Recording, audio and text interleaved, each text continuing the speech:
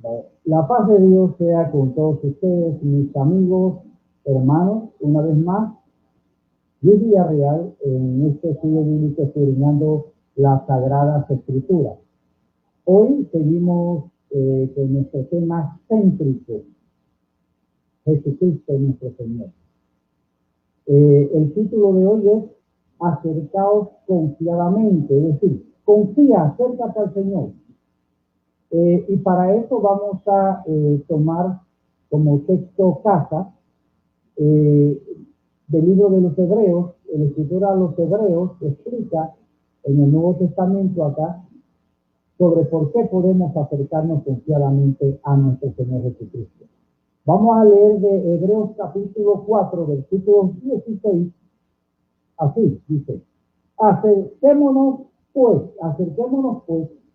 confiadamente al trono de la gracia, para alcanzar misericordia y hallar gracia para el oportuno socorro. Vamos a tratar de hacer una breve exégesis de este texto. Usted que me está escuchando y los que ya me escuchamos en diferido, ahora lo que me escuchan en directo y luego en otros países en diferido. Bien, el escritor a los Hebreos está dirigiéndose a un grupo de personas que estaban acostumbrados en ese momento, ya bastante avanzados, años después de que ya había resucitado nuestro Señor Jesucristo, acercarse a Dios con miedo, acercarse a Dios con miedo. Muchos seres humanos, yo personalmente, hace muchos años, hace 44 años aproximadamente, estaba a punto de creer que Dios no existía. Luego, con unos claveles rosados en la mesa en un lugar muy lujoso, empecé a sentir que alguien me hacía preguntas a mí con respecto a que cómo de una semilla nació un tallo igual, con las hojas cortadas de la misma forma, y luego salían pétalos cortados iguales con el mismo color. Eso significaba que había un ser supremo y era Dios. En ese momento yo tuve miedo, porque yo me sentí pecador y sabía y sentía que Dios estaba allí esperando por mí para que nos pusiéramos a cuenta. Hoy el Señor te está diciendo a ti que te acerques, a ti que me estás escuchando y a los que me van a escuchar después, que te acerques confiadamente, confiadamente. Vamos a explicarte por qué. Entonces, el escritor a los Hebreos está diciendo, que al acercarse confiadamente a él, no debes tener ningún tipo de temor de las consecuencias que venía sobre lo que eran pecadores no arrepentidos. Bien, entonces estamos acá viendo una imagen, el cumplimiento de la imagen o de la sombra que se hacía según los dictámenes de Dios al pueblo de Israel, a los hebreos, en el desierto, y luego vino a ser en el templo. Bien, el apóstol o el escritor a los hebreos, algunos dicen que fue el apóstol Pablo. Bueno, eso no es lo importante ahora, lo importante es que es palabra inspirada por Dios. Hace una retrospectiva a lo que mandó el Señor en el desierto, cuando habían salido de Egipto. Todo esto era sombra, dice el apóstol Pablo, de lo que habría de venir. Todo eran tipos del sacrificio de Cristo y de la adoración a Dios cuando el Señor viniera a cumplir todo eso para perdón de nuestros pecados. Entonces, en Levíticos 16 explica cómo se dividía el santuario, a lo que se está refiriendo aquí el escritor a los hebreos, que nos acerquemos confiadamente. ¿Por qué dice confiadamente? Porque mire lo que sucedía. Dios define, da el diseño del tabernáculo a Moisés. este tabernáculo se componía de dos grandes o dos habitaciones, por decir así. Uno era el lugar santo, en donde estaba, en el lugar santo estaba el altar del incienso, que es símbolo de las oraciones, de la adoración a Dios. Estaba el candelabro, que es la luz, ¿verdad? Recuerden cuando hablamos, estudiamos Jesucristo en Apocalipsis, está el Señor con los candelabros de oro. Eso pasó después al templo también. Todo eso al templo que hizo Salomón primero y luego se reconstruyó después. Estaba la mesa de los panes de la propiciación. Luego venía y se veía, ese lugar podían entrar todos los hombres. Los sacerdotes entraban prácticamente a diario a celebrar sacrificios. Siempre tenía que hacerlo a unas horas específicas. Pero había un sitio que lo separaba un gran velo o una gran cortina. Esta cortina, hecha con mucho detalle, era, en este caso, azul, tenía colores azul, púrpura. Todos estos colores tienen un significado, ¿verdad? Lo celestial, lo púrpura de la realeza, escarlata, y de lino fino retorcido. Era lo más exquisito, un velo enorme. Ese velo solo, y tenía entonces tejidos también unos querubines. Querubines son los que están directamente en la presencia de Dios, son los guardianes. Uno de esos querubines era Satanás y fue echado del cielo. El Señor lo reprenda porque quiso ser igual a Dios. Entonces estos querubines estaban mostrando junto con el velo que el acceso a la presencia de Dios no era para todo hombre en ese momento. Tenía que hacerse a través de un sacrificio, símbolo que el acceso a la presencia de Dios solamente iba a ser por un sacrificio perfecto. Ese velo solamente podía ser traspasado, es decir, podía entrar un solo hombre, el sumo sacerdote, que le correspondía por suerte una vez al año. Esa fecha era el día de la exposición, o sea, el Yom Kippur. Más bien para los meses de octubre de Tirsis, el día 10. Es el día más solemne. En ese día nadie hace, ningún hebreo hace nada, absolutamente nada. Es el día de la confesión de los pecados para ellos. Para nosotros es cada día.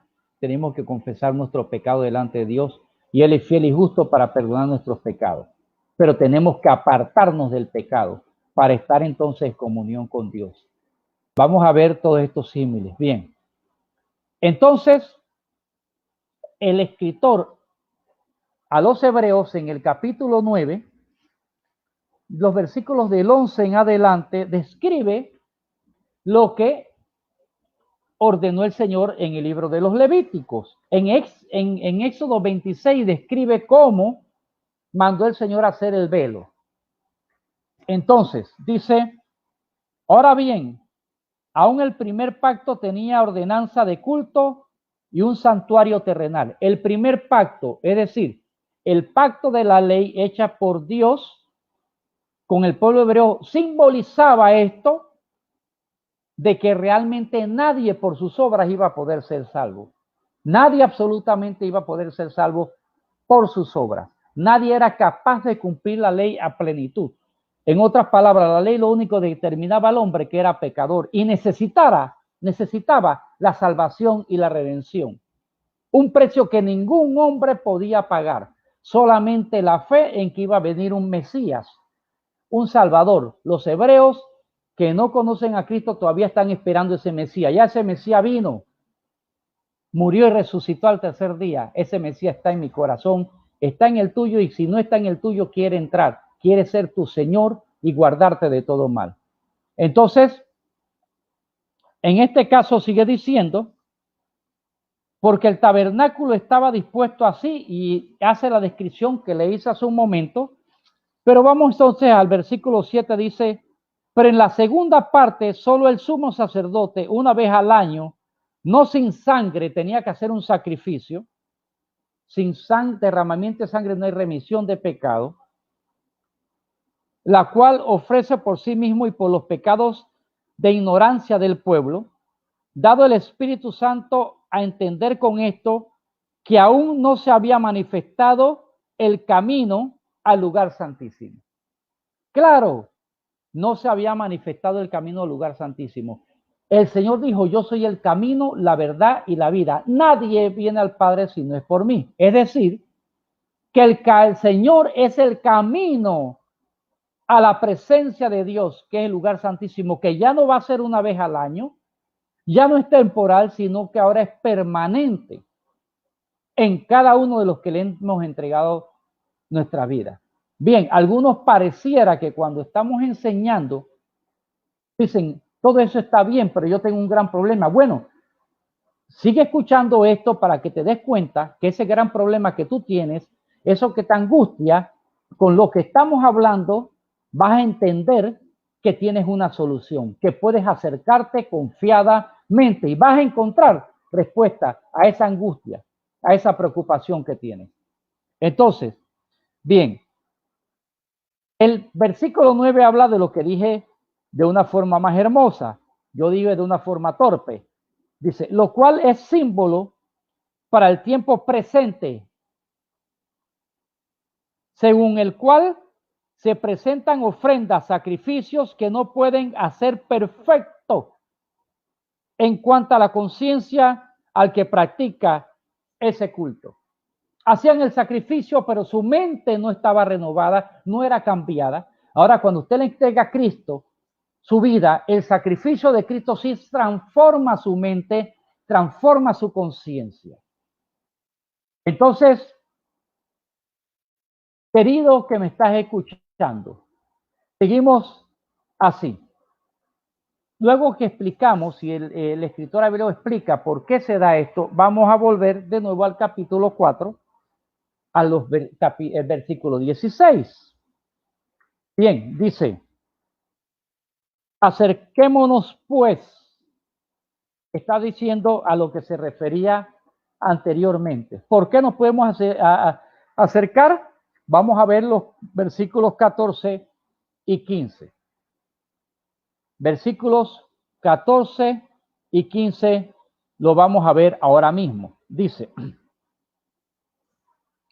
por tanto, teniendo un gran sumo sacerdote que traspasó los cielos. Primero, ¿por qué me puedo acercar confiadamente?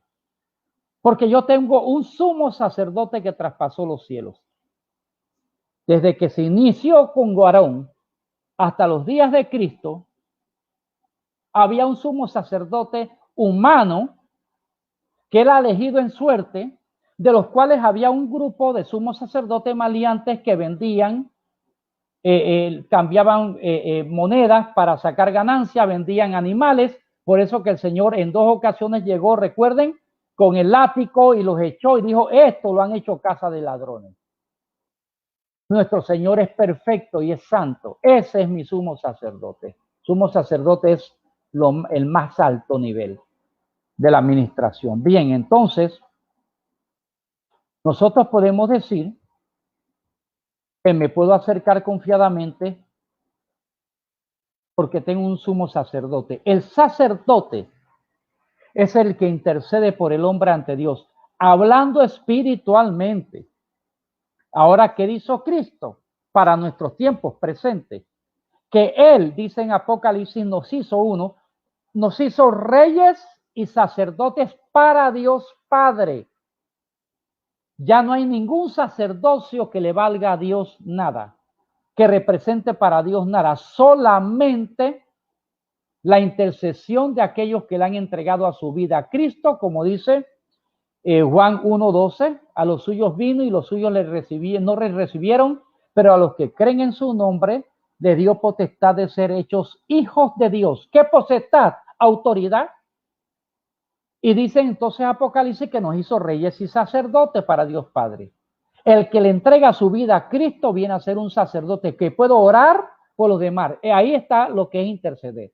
Pero nuestro sumo sacerdote está a la diestra del Padre sentado en el trono orando por nosotros. todos los días intercediendo por nosotros. Cada día intercediendo por nosotros. Entonces, sigue diciendo acá que no pueda, dice acá, Jesús, el Hijo de Dios, retengamos nuestra, ¿qué? Profesión, lo que yo decidí, lo que yo acepté, lo que yo dije públicamente, tengo que retenerlo. Estamos en los últimos días. Estamos en los últimos días. Mire, ¿sabe por qué estamos en los últimos días? Nunca se había visto lo que se ha visto hoy. Uno.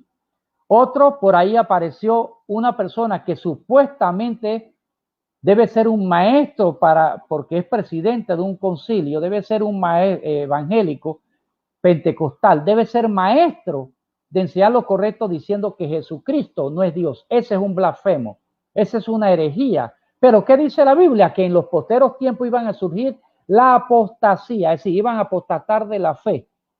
Y para apostatar de la fe tenía que haber sido alguien que conoció la palabra. Entonces, lo doloroso de esto es que uno sustenta con la palabra que Jesucristo es Dios y luego viene una persona de esta a decir sin ningún tipo de argumento en su idea y que Jesucristo no es Dios. Entonces, ¿a quién yo voy a creer? A la palabra. Y al que me enseña de acuerdo a la palabra, no con un argumento terrenal. Entonces, bien, seguimos acá. Dice, porque no tenemos un sumo sacerdote, versículo 15 del capítulo 4 de Hebreos, que no se pueda compadecer de nuestras debilidades. Jesucristo se hizo hombre, Dios se hizo hombre para entender lo que siente el ser humano y se compadece porque Él todo lo sabe, todo lo siente de nuestras debilidades. Entonces, por eso es que Él murió en la cruz del Calvario por todos nuestros pecados. Otra razón por la cual puedo acercarme confiadamente, pero yo no puedo estar abusando de la gracia. Yo no puedo estar pecando por ahí deliberadamente y decir, ya después voy a ir para que me perdone el Señor. O mejor voy, hago lo que sea y voy y me confieso. No. Una cosa es caer en tentación y otra cosa uno mismo planificar la maldad. Hay que apartarse de eso para poder alcanzar misericordia. Bien, sigue diciendo acá la palabra. Sino uno que fue tentado en todo según nuestra semejanza, pero sin pecado. Por eso es que traspasó los cielos. Sin pecado. No hay ningún ser humano que pueda decir que no tiene pecado. Absolutamente ninguno. Jesucristo sí. Jesucristo sí. Nuestro Señor sí. Dios hecho hombre. Imposible que pecara. Pero ¿qué sucede? Ese velo solamente podía ser pasado una vez al año. Y entraban con tanto temor porque si, ahí lo dice en Levíticos, si tú entrabas otro día que no fuera en el año te morías. ¿Qué había en el lugar santísimo después de este velo? En el tiempo antes de que fuera el cautiverio de Israel por Nabucodonosor hacia el tabernáculo, ya estaba en el templo de Salomón, estaba allí en ese lugar santo estaba el arca. ¿Qué simbolizaba el arca? La presencia de Dios. Ahí estaba las tablas de la ley, una porción de maná y la vara de Aarón. Entonces, había un propiciatorio con una plancha de oro puro cubriendo encima del arca. Entonces, cuando estaban los tiempos de Jesús, ya ni siquiera estaba el arca, porque el arca desaparece cuando Nabucodonosor invade, en este caso, Israel, Jerusalén, para ser exacto. Se cree que Jeremías la ocultó, la escondió. Se cree. Sin embargo, ya esa arca era un símbolo de Cristo. El velo mismo, el mismo velo, vamos a ver en Hebreos capítulo 10, 19 al 20, aquí mismo en el libro de Hebreos 10, 19 al 20, vamos a ver ¿qué significaba el velo en el tabernáculo? Dice, recuerde que todo esto para la conclusión a la que vamos a llegar es que puedes acercarte confiadamente al trono de la gracia. Confía, acércate a él. Confía y acércate a él. Dice, así que hermanos, teniendo 19 al 20, libertad para entrar en el lugar santísimo por la sangre de Jesucristo. Anteriormente, ¿qué dice el Levítico? Una vez al año solamente el sacerdote, sumo sacerdote, que le cayera en suerte. Ahora dice que nosotros podemos entrar al lugar santísimo, no del templo humano, sino a la presencia de Dios por la sangre de Cristo permanentemente. Porque el camino no vivo que él abrió a través del velo, esto es de su carne, que él abrió a través del velo. Vamos a ver qué sucedió. Si yo leo, por ejemplo, de Mateo, 27 y leo también en Juan, cuando Jesucristo va a la cruz del Calvario, está en la cruz y dice, entonces el Señor, clamando a gran voz, entregó su espíritu y en Juan dice, consumado es. En ese momento dice la escritura, que el velo del templo se rasgó, se rompió en dos, de arriba hacia abajo. Recordemos, el velo era símbolo de Cristo, pero era una separación entre Dios y la perfecta santidad del hombre. Si el hombre estaba en la santidad, dijo, yo voy a aparecer una vez al año, el hombre moría si entraba otro día, que no fuera el sumo sacerdote. Por eso se entraba, el mismo sumo sacerdote entraba con miedo, con pánico. Ahora dice que podemos entrar confiadamente. ¿Usted se ha dado cuenta la gran diferencia? Dios es sublime, es maravilloso, es santo, es puro. Y nos dice que podemos entrar a su presencia. Podemos estar en su presencia. Que podemos ir confiadamente ante Él sin esperar que nos condene, nos juzgue. Ahora bien, ¿por qué yo me puedo acercar confiadamente? Porque nadie se acerca a Dios. Hay quienes se acercan a Dios a reclamarlo. Usted sabe que hay gente que le reclama a Dios, no toman en cuenta a Dios antes de hacer algo y luego entonces le reclaman al Señor. Le dicen al Señor, ¿por qué me pasó esto? Pero le preguntaron a Dios antes de hacer eso. A Dios no se le puede reclamar nada. Todo lo bueno viene de Dios. Vamos a estar haciendo los otros videos en la próxima semana para mostrar eso. Entonces, nosotros en este caso, aquí en Mateo 27 lo describe claramente. En versículo 45 yo lo voy a leer para ustedes. Dice, desde la hora sexta hubo tinieblas sobre toda la tierra hasta la hora novena. Hora sexta era el mediodía, la hora novena era las 3 de la tarde. Cerca de la hora novena, Jesús clamó a gran voz diciendo, Elí, Elí, lama sabactani. Significaba, Dios mío, ¿por qué me has abandonado? Porque todo el pecado del hombre, el pecado tuyo y el pecado mío estaba sobre él. Y Dios Padre no puede ver el pecado.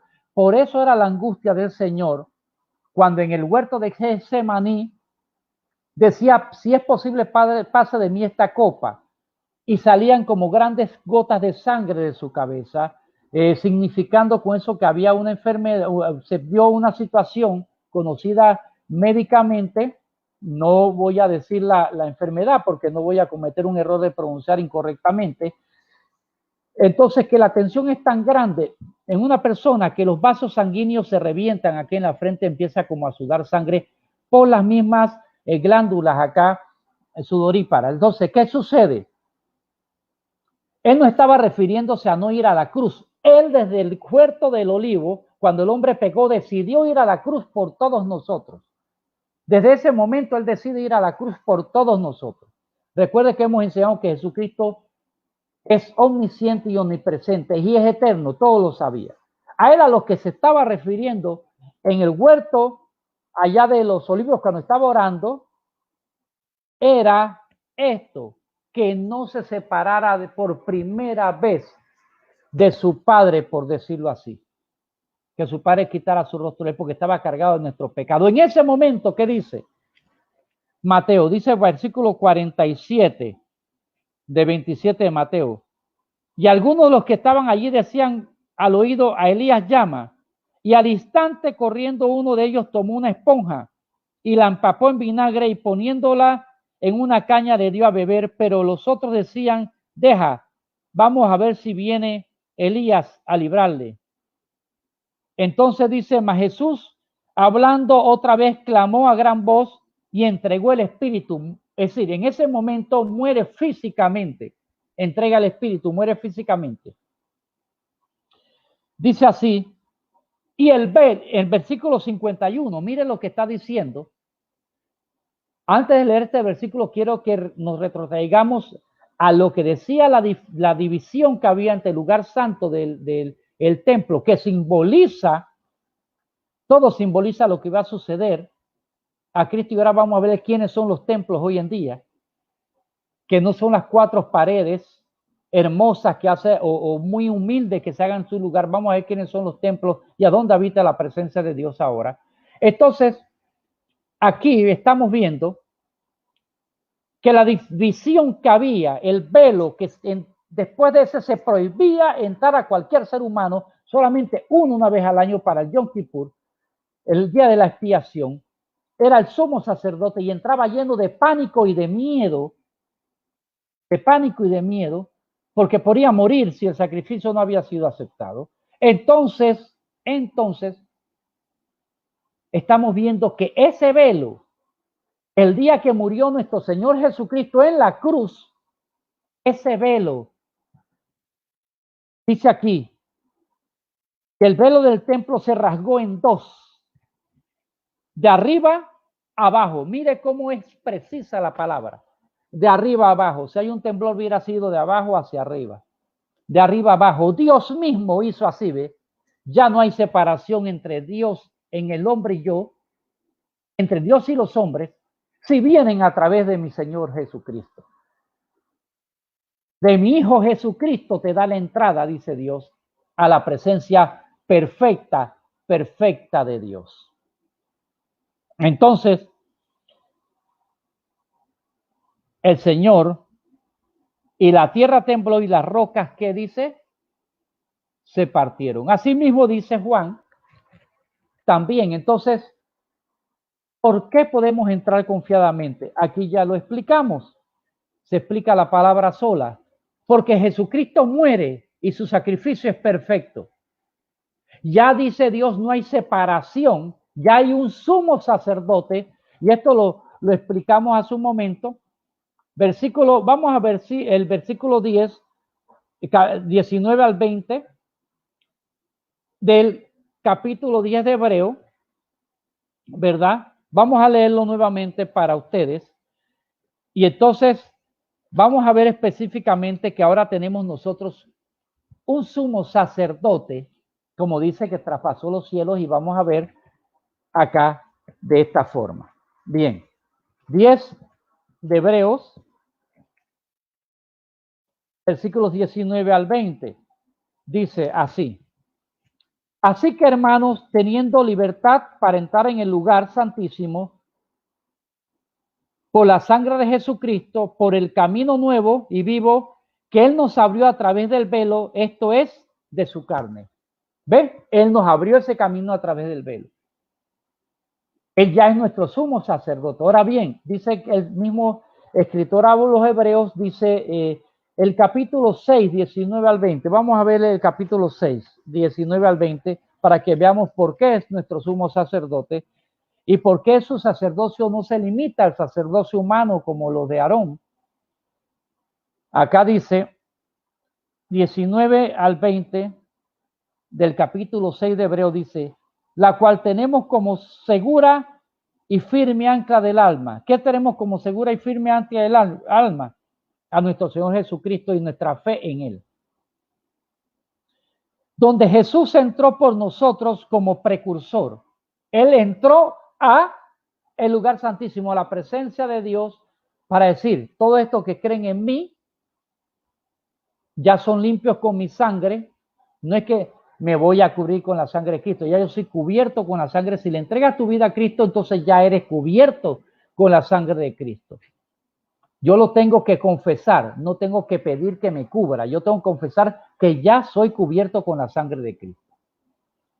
Y entonces dice, donde Jesús entró por nosotros como precursor, hecho sumo sacerdote para siempre, según el orden de Melquisedec. Bien, para los que no saben, Melquisedec es un sacerdote que aparece antes de Abraham, rey de Salem y sacerdote de Salem, que no se le conoce ni padre ni madre, no se le conoce ningún tipo de genealogía a ese sumo sacerdote.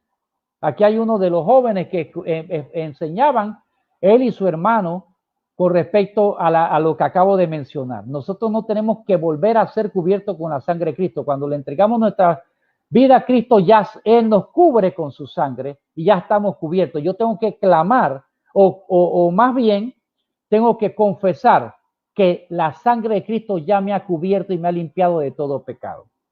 Entonces, bien, ya vemos que Él es un sacerdote para siempre según el orden de Melquisedec. Melquisedec nadie lo consagró. Él es sacerdote. El Señor es según el orden. Después de eso vino Abraham, Isaac, Jacob. Luego vino después los hijos de Jacob. Después de los hijos de Jacob vino Leví. Después de los hijos de Leví vino Moisés. Y apareció entonces el sacerdote de acuerdo al orden de Aarón. Jesucristo es nuestro sumo sacerdote. A través de Él podemos entrar a su presencia, a la presencia de Dios permanentemente. Esto está, uno quiere terminar un poco rápido, perdone, porque esto es tan delicioso y nos emocionamos. Y entonces, siendo Él ya nuestro sumo sacerdote, ya yo puedo ir a la presencia de Dios a través solamente de Él. Por eso que ninguna oración es escuchada si no se hace en el nombre de Jesucristo. Es la única llave, la única entrada. Ninguna oración es escuchada si no se hace en el nombre de Jesucristo. Dice el Señor, soy el camino, la verdad y la vida. Nadie viene al Padre si no es por mí. Es la única entrada, el único que abrió el velo para que entráramos nosotros. Ahora bien, la presencia de Dios, ¿cómo se manifiesta en el hombre hoy? A través del Espíritu Santo. Recuerden que el Señor le dijo, quédense hasta que venga el Espíritu Santo sobre ustedes. Anteriormente a Cristo, solo habitaba momentáneamente sobre el profeta, habitaba momentáneamente sobre el rey en un momento dado. Ahora, cuando Cristo muere y manda a sus discípulos a esperar por 40 días, viene el Espíritu Santo permanentemente a todos los que han nacido de nuevo. Los que han nacido de nuevo. Entonces el Espíritu Santo habita en ellos permanentemente y el Espíritu Santo es el que nos da el entendimiento de la palabra. Es el Espíritu Santo el que nos enseña, quién nos está enseñando a nosotros una charlatanería o no. Puede ser que no tienes necesidad de que nadie te enseñe, sino que la unción que está en ti te enseña todas las cosas. Eso está en español. Originalmente lo que se te quiere decir a ti es que cuando tú tienes el Espíritu Santo te das cuenta quién te está enseñando la palabra pura, la leche espiritual no adulterada, que dice Pedro, o quién te está enseñando un disparate que tienes que desechar. Para eso está el Espíritu Santo, te guía en todas las cosas. Es el que entonces dice que el sacrificio de ellos no cambiaba su mente, su conciencia. El Espíritu Santo sí transforma nuestra conciencia y nuestra mente. Ahora bien, ese tabernáculo glorioso, hermoso, maravilloso, en donde tenía que habitar la presencia del Señor. Nosotros entonces, dice el apóstol Pablo, que venimos a ser nosotros el tabernáculo del Señor. Dice, vosotros sois templo del Dios vivo. Ahora esa presencia habita permanentemente en mí, por eso tengo que desechar del pecado. Pero esa presencia es la que me guarda y la que me permite. Y si tú estás en pecado, también la Biblia te dice, acércate confiadamente.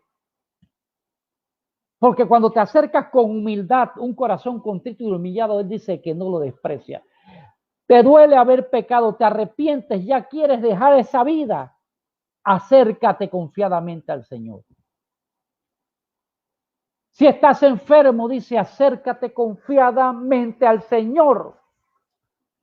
Si tienes deudas, acércate confiadamente al Señor. Si estás angustiado, acércate confiadamente al Señor. Si tienes un conflicto familiar, acércate confiadamente al Señor.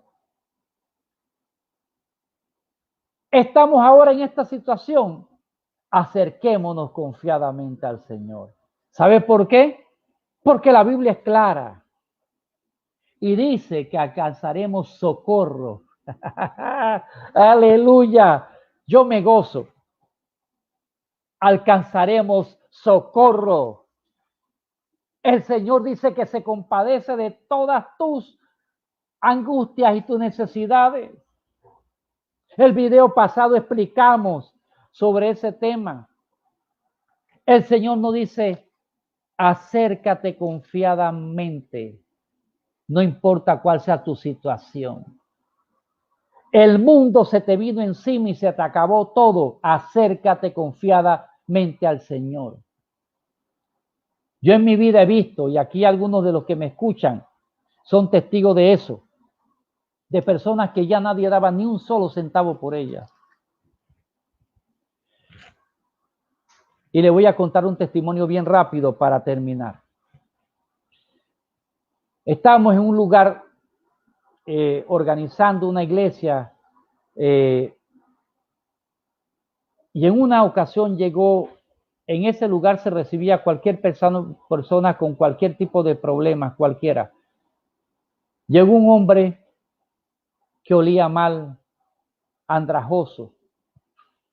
Había caminado kilómetros, no sé si eran 17 o más de la distancia donde él caminó. Ya nadie daba nada por él. Ya, nadie daba nada por él. Hoy ese hombre es jefe de donde trabaja. Ese hombre, si usted lo ve, no tiene idea que era él. Conozco otros casos de hombres que llegaron 20 años de vida perdida. 20 años, dice Carlos Gardel, el difunto, que 20 años no son nada, 20 años es bastante. Mírenme a mí que se me ha caído el pelo y tengo la cabeza llena de canas. Mire, ese hombre hoy también es jefe donde trabaja y es el mejor padre más amoroso. Usted viera a las hijas hermosas cómo han crecido con ese padre ahora. Pero también hay alguien que puede decir, yo todo lo he hecho bien en la vida. Me gradué de cuadro de honor, me gradué de sin malanda. Tengo el mejor trabajo del mundo. He sido el mejor hijo, el mejor padre, el mejor puño, todo lo que quieras. Tú también necesitas perdón de tus pecados.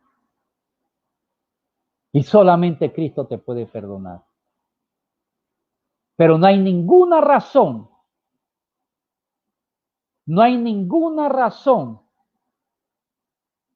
por la cual no te puedas acercar confiadamente a Dios si llegas con humildad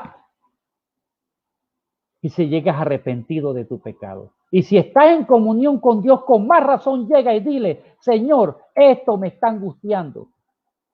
Señor, tengo esta situación. Tengo esta preocupación, este problema. Señor, te traigo a mi hijo. Te traigo a mi cónyuge. Lo que tengas que traerle al Señor.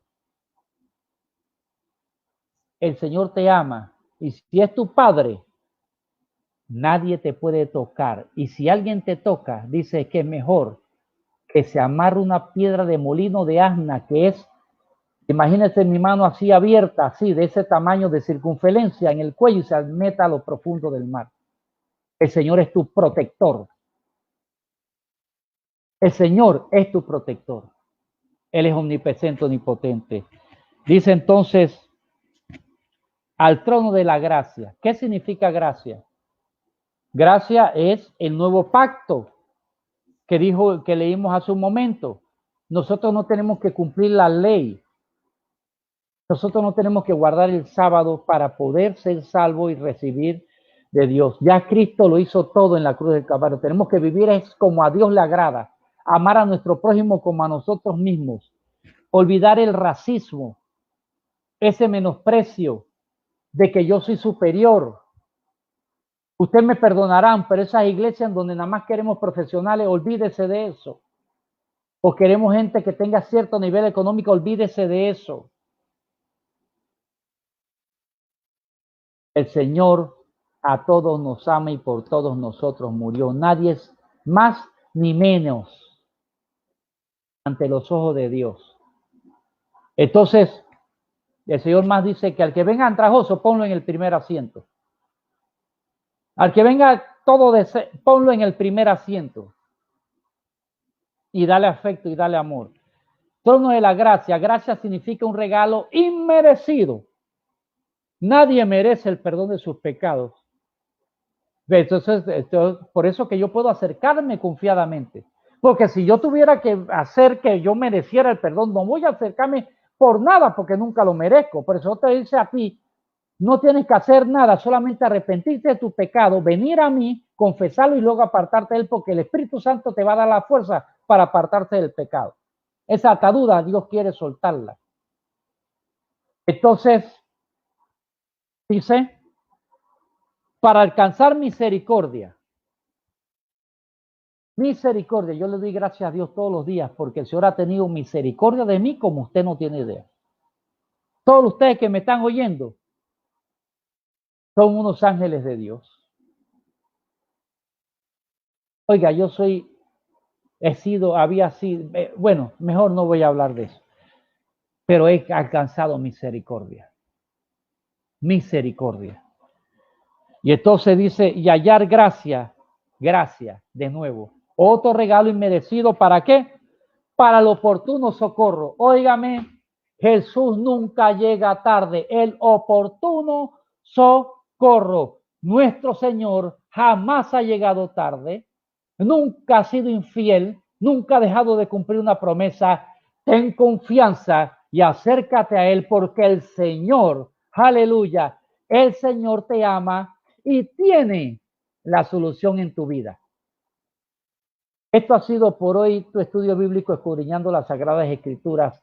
Dios te bendiga. Te agradezco que compartas esta enseñanza para que otros puedan gozarse en el Señor o ser edificados también.